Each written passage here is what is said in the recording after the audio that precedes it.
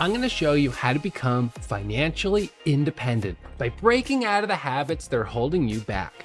Everything I share with you comes from mistakes that I've made in my own career. I have 7 of them I'm going to share in this episode, and one of them cost me over $2 million to learn. You're going to get to learn that today for free. Now, most people think to become financially independent means you need to make a lot of money, but that is not true. But let's get started with mistake number 1.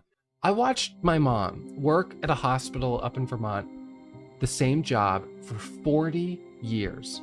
She worked there for 40 years, and you know what happened? She got laid off after 40 years because she was nothing to them. They didn't care about her. Why was she so loyal to them when they would show no loyalty back to her? And that's the question that you have to ask yourself. Employers generally are not going to be loyal. There's a myth in thinking that you have job security, because there's no such thing as job security. The only thing that you can count on is your skill, and you've got to continue to aggressively build your resume. And that's why it's smart for career growth to change jobs every 3 to 5 years. Now, you don't want to change jobs too soon. So, what's the right amount of time I should stay at a job before I switch? It's 3 to 5 years. If you stay for 1 to 2 years, when I look at resumes for people to work for me and I see that they switch jobs every year, I don't want to hire this person. I think the time it's going to take to onboard them, they're going to be gone. I want to see someone that shows the commitment to stick with something for 3, 4, 5 years and has moved up in their career. They're getting promotions, they're getting more responsibility. So each time that when they apply for a new job, they're getting promoted. Or someone who's getting promoted from within is okay too. If you're moving up the ranks within a company, that's fine, but you've got to put yourself first, and you cannot get into that guilt trip of feeling like I have to be loyal to this person, when the fact is that person, unfortunately, most likely would not be loyal to you. You have to put yourself first when it comes to your career, your retirement, and your financial independence. The second mistake is being too conservative while you're young. So how much risk should I be taking based on my age? Well, what we've always been told is that when you're younger, that's the time to take more risks when it comes to advancing and developing your career, and when it comes to how you invest the money that you're saving. Even if you're only saving a little bit, this is because you have a lot of time on your side. So the last thing, for instance, you want to do is if you're 64 years old and you're planning to retire next year, you do not want all of your life savings, your retirement, invested in something that has the risk of dropping 50% overnight. But I've seen people do exactly this. There was a family member on my wife's side who was heavily invested during the dot-com bubble, did really, really well, and then lost more than half of it. And it was going right into their retirement. And that completely changed the trajectory of what they were going to be able to do, what they were going to be able to afford during their retirement. And so conventional wisdom is that when you're younger, that's the time to be heavily invested in higher risk assets like stocks, up to 80, 90, or even 100%, and not to invest in low risk and low return assets like bonds and treasuries and things like that. But as you get older, you want to pull back on the equities and increase on those more conservative investments, because that money from the conservative investments is what you're going to actually need to pay your bills when you're retired. But one of the big mistakes that will slow down your ability to achieve financial independence and to retire is by putting all of it into something very conservative when you're young, because then it doesn't grow. This is exactly what my uncle did. In 1993, my grandmother died, and they sold her house up in New Hampshire. And they got around, I think it was around $200,000 when they sold the house. So my uncle took all that money and he invested it incredibly conservatively from 1993 until my dad passed away in 2007. So for about 15 years, the account did almost nothing. So when my father passed away in 2007, it was at about $220,000. It had grown 10% over 15 years. That is terrible. An account invested heavily in equities over 15 years should be able to double, if not triple. So to grow by only 10%, this is really poor performance. You are shooting yourself in the foot by being too conservative. When we're young, that's the time to take more risk. And if we don't do that, there's an incredible opportunity that's lost. All of the growth that we could have gained during that period is gone. And ultimately, that delays financial independence and it delays our ability to become retired. Mistake number 3 is simply never setting a goalpost. I can't tell you how many people I've talked to who have really no idea how much money they need saved in order to be financially independent or in order to be retired. And so without a goalpost, they don't really have anything they're working towards. They just know ultimately right now they're working and they're going to be working for a while. And I think that that's a huge mistake. All right, so how do we set a goalpost? How do I figure out how much money I need in order to retire? Well, for years, financial advisors have used the rule of 4%. So let me show you what that looks like on the whiteboard. The rule of 4% states that if you have an account, you can draw 4% off that account indefinitely as long as it's invested in stocks and bonds. And the reason is because since the historical performance has been 7 to 8%, by withdrawing 4% per year, you're not even taking all of the growth out of the account on any given year. So $1.5 million account, that means you could actually withdraw $60,000 per year, which is $5,000 per month. All right, well, that's a big number, but the way we figure out what that number is we take our monthly cost of living and multiply it by 300. So 5,000 times 300 is $1.5 million.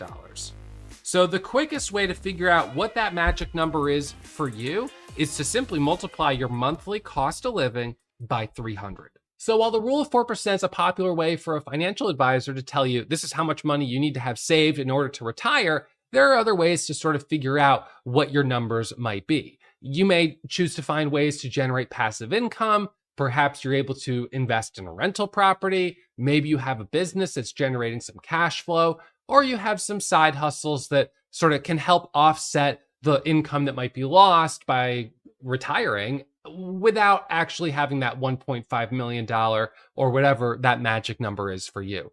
In any case, it's a big mistake to not set goalposts. You have to set goalposts because that way you know, this is what I'm striving for. This is where I'm trying to get to. And then you can start to map out, all right, if this is the goal and this is how much I'm making, this is how I have to budget and this is how long it's going to take for me to get there. Mistake number 4 is not budgeting and not having a contingency plan.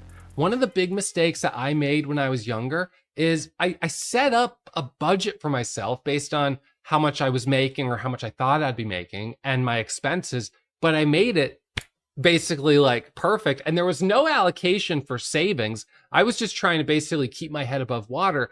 But what I failed to do was plan for the unexpected. And it kept happening. I mean, it was like clockwork. Every month, something would come up. My dog, he got hit in the face by a porcupine. So we had to bring him to the vet. That costs $500.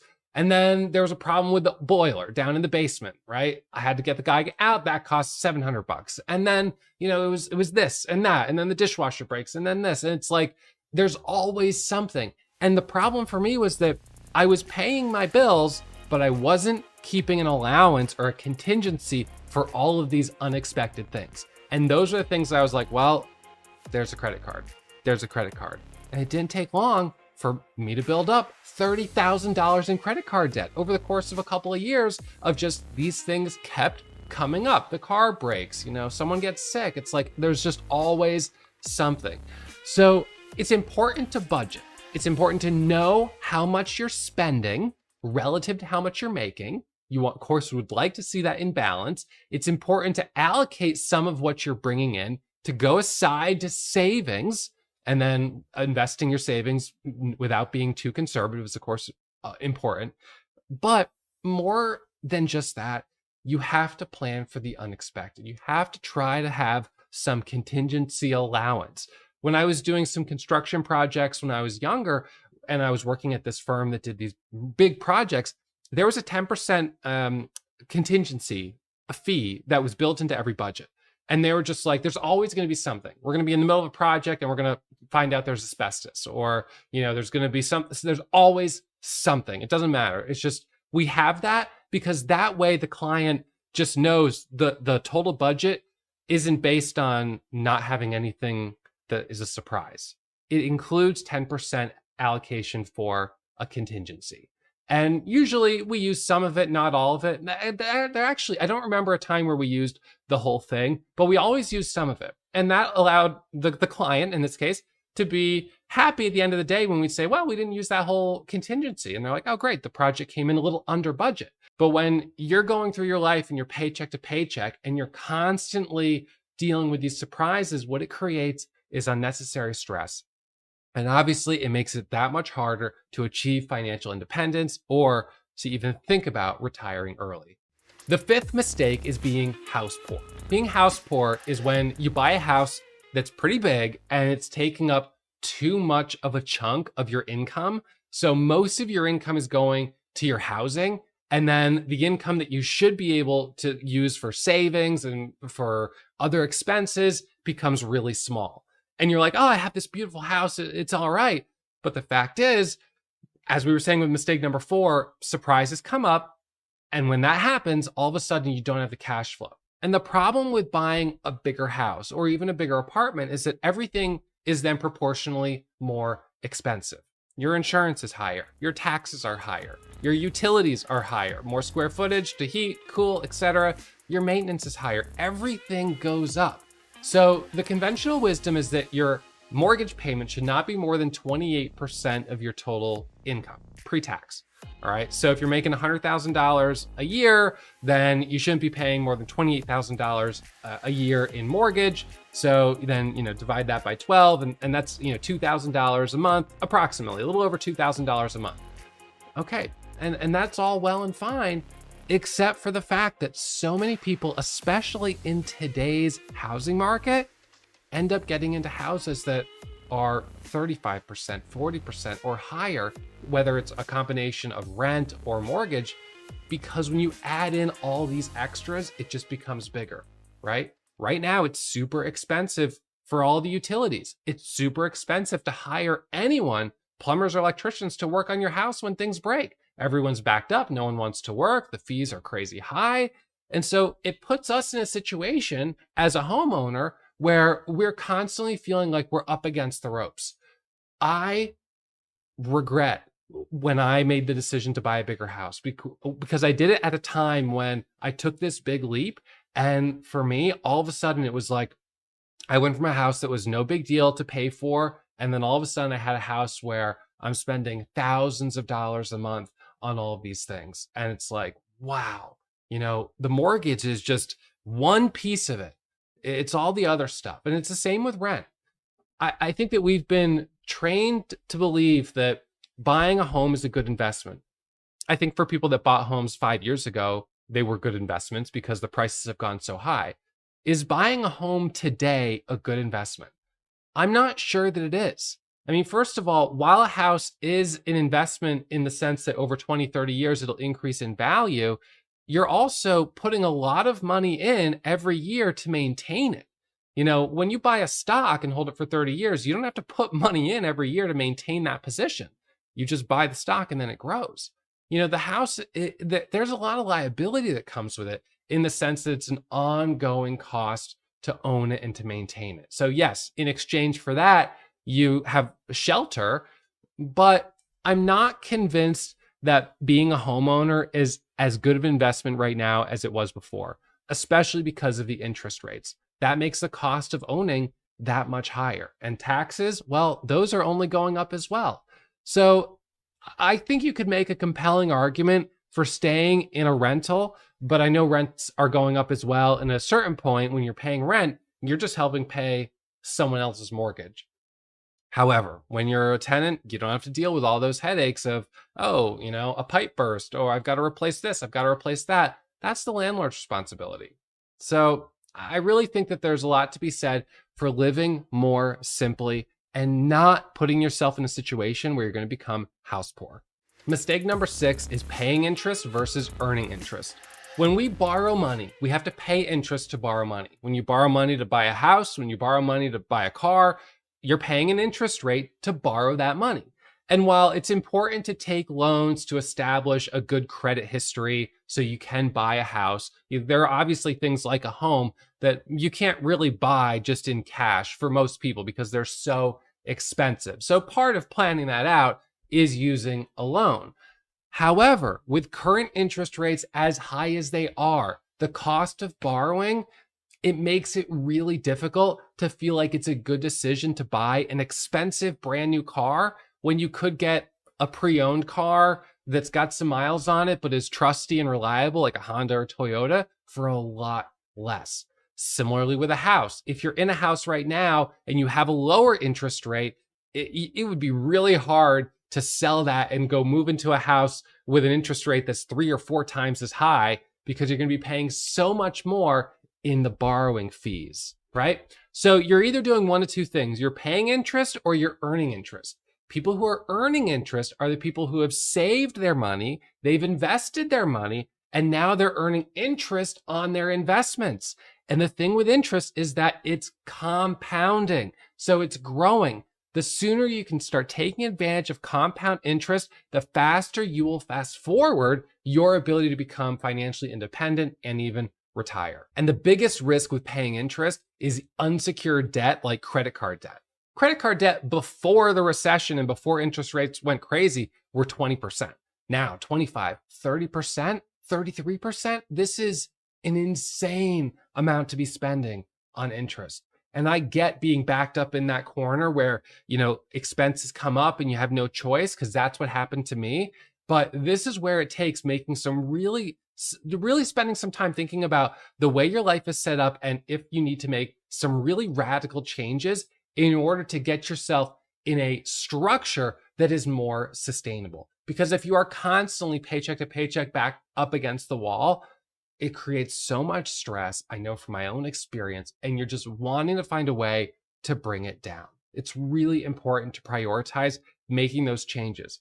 I have found in my own experience that I can be very content with a lot less. I can be very happy with a lot less, especially when it means my stress goes down. The 7th mistake is not taking advantage of tax-free accounts. This one drives me nuts. So Ross, how do I take advantage of tax-free accounts? It doesn't matter if you're self-employed or you work as a regular W-2, you can contribute to IRAs, traditional IRAs, Roth IRAs, a 401k if you're employed. I know so many people who are in their 40s, in their 50s, who have never contributed to a tax-free account. And it's hard to contribute when you're 48 years old and you want to be retiring in 10 years because now you don't have the advantage of that compound interest. The way compound interest works is that the sooner you put money in, it grows. And then now the new growth rate is based on the new balance. So it keeps growing exponentially. There was a man who lived down the street from me in Vermont. He was an old man who was very frugal and he lived to be in his 90s. And he accumulated over $8 million. He was a janitor. And one of the things that he started doing very early in his life, even when he was working at a gas station and as a janitor, was buying stock certificates. He would just buy some shares of stocks that he liked, Procter & Gamble, Philip Morris, ExxonMobil, whatever.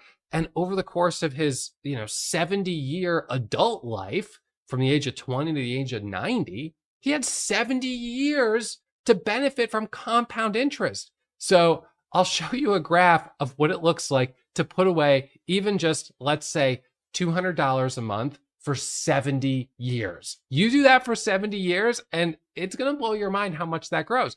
But you do it for only 8 years, you do it for 10 years, it's not going to grow that much. So I hope, if anything, this inspires you to start saving sooner. But this is the mistake that I made. So when I set up a trading account with $600, I had this goal of growing it to $1 million. I've now grown it to over 12 million. But I made $4 million of that, and it wasn't in a tax-free account. I was making far more than I needed for spending, and then I got a tax bill for $2 million. All of a sudden, I owe $2 million of tax on the $4 million of profit that I made in 2020. This is a huge amount to pay in tax. So I ended up setting up an IRA account. I put in 6,000 one year, I put in 6,000 the next year, I put in 6,000 the year after that. I put in $18,000 and I started day trading with that account. And it's grown to over $6 million. That's completely tax-free. There's no tax in that account. Now I could have done all those same trades in my regular tax account and paid an extra $3 million in income tax. But why do that? The government wants us to eventually retire, right? These accounts are set up for our benefit. I mean, the structure's there. So if you're not utilizing it, you're overpaying on tax unnecessarily, and you're just essentially, this is one of these bad habits that is holding you back. So I encourage you to start trading if you'd like, but to start investing and utilizing tax-free accounts. Now, one of the things that's really special about these tax-free accounts is, you can't work a W-2 job and have all that income grow in a tax-free account, but you can trade. And you can trade and have all of the income from trading in a tax-free account. In fact, if you want to do that and live off of, $20,000 a year, you make a little bit of money in a regular taxable account. So you're at a very low income tax bracket because you make basically no taxable income. And then the rest of your money you make in a tax-free account. You can make $10 million and you'd still be in a low tax bracket because the gains were in a tax-free account. So I think there's something incredibly special about this that all people should be utilizing. And it's a huge advantage to active traders. This, again, when you're young, this is when you can afford to take more risks. So this is when I'm going to be an active trader. I'm going to try to grow that account as quickly as I can because now $6 million and I'm 38 years old. So I still have a lot of time for that 6 million to keep growing thanks to compound interest. If you enjoyed this episode, I hope you subscribe to the channel, hit the thumbs up, and hey, check out this episode right here that YouTube thinks you're going to love.